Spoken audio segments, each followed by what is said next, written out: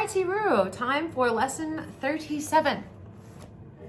My holiness blesses the world, as does the grandfather clock dinging in the background. All right, my holiness blesses the world.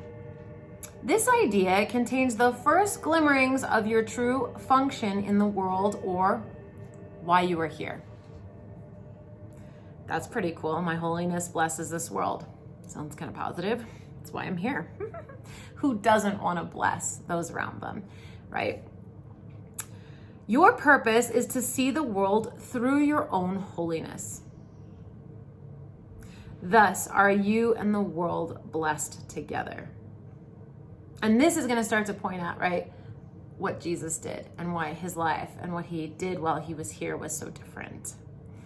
And I think that changes his message so much and makes it so exciting. Because if you think about someone that was walking around and joyful at a time when it was so dark and so difficult and was literally just healing people all over the place. And you could go with any major prophet, right? Buddha, you could go with Muhammad, and I'm sure there are many others, but they walked around and everywhere they went, they lifted people up, they healed people, they gave peace, they gave joy. And that idea is so exciting. Like if we could do that, right? Isn't our world hungry for that now?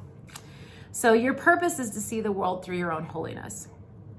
Thus are you and the world blessed together.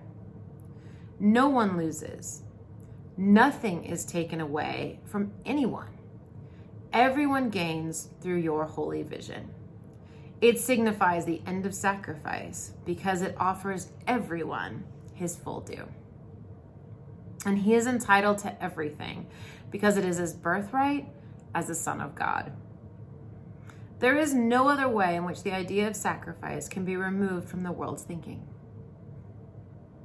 And the text gets into the idea of sacrifice quite a bit and how we somehow have sacrifice tied with love. And we believe that in order to gain, you have to give something up. This book will hit very hard on there is no such thing as sacrifice when it comes to true love or truth. You should give up nothing. Everything is always a gain. Everything is always good and always beautiful and always expanding. And that this world is backwards and upside down. And that's why when you give something away, you lose it.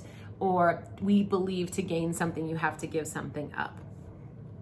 Okay, so let's read that again. So, thus are you and the world blessed together. So here we go again. No one loses.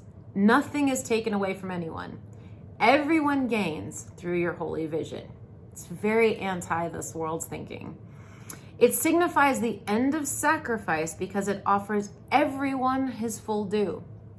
And he is entitled to everything because it is his birthright as a son of God.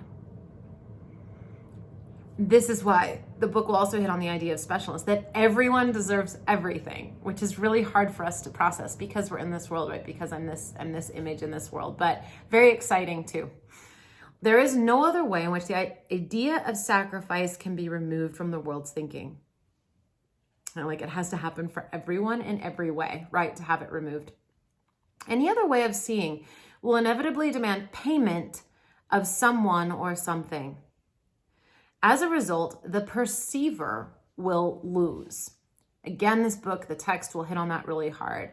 Whenever you believe that it requires sacrifice to get something, you will be the one making the sacrifice. This logs into the idea of karma and why karma is true, at least in this world. What goes around comes around, all these sayings that we have.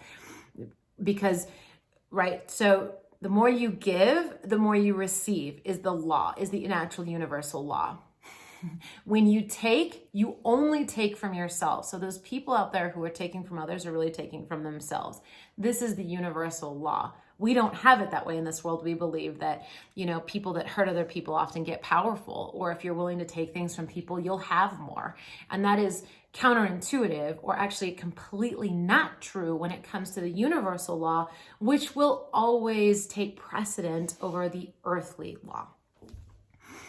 And so this lesson is starting to speak into this point. If you study the text, or as we get deeper into the text, it will begin to hammer that point home quite a bit. Like, watch it. When you take from other people, you're only taking from yourself. And when you give, you're only giving to yourself. Okay. So as a result, the perceiver will lose. Nor will he have any idea why he is losing. You won't know why you're losing. In this world, just because you take from someone else, it doesn't mean that you are taking from yourself. So we get very confused. And this lesson is obviously saying it's not just what you're doing in this world, it's how you're perceiving it in this world. So if I believe in sacrifice, if I believe in eat or be eaten, for example, as sort of a philosophy for my life, then I'm going to be losing as a result of that. That's the world I'm going to be perceiving and living in. And so I'm going to be eaten or losing as a result of that belief. Okay? Yet is his wholeness restored to him by his awareness through your vision. Your holiness blesses him by asking nothing of him. Those who see themselves as whole make no demands. Okay, so let's read that again because I interrupted it a bit with commentary. So we're saying everyone is entitled to everything because it is his birthright as a son of God. There is no other way in which the idea of sacrifice can be removed from the world's thinking.